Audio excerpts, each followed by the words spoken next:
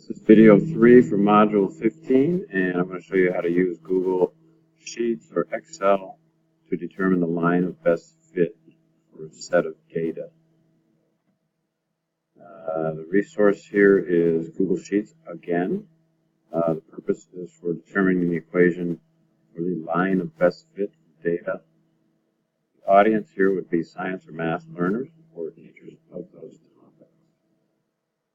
ISTE standards for educators are number 2, leader, and number 5, designer.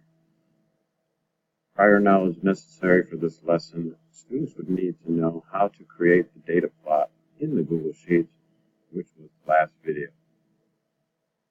This finished product was created using Google Sheets, and you could also do it with Excel. And as far as this assignment was created, that was on Screencast-O-Matic. So now let's go to the Google Sheet.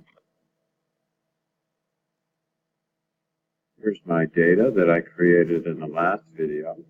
Now, if I want to find the line of best fit, I go to Customize.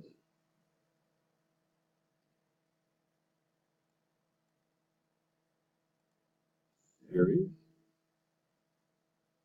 Trend line.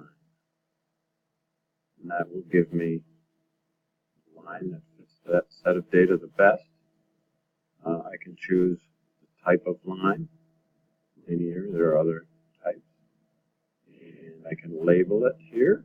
And if I say use equation, it will give me the equation of the line. I got the slope and the y-intercept.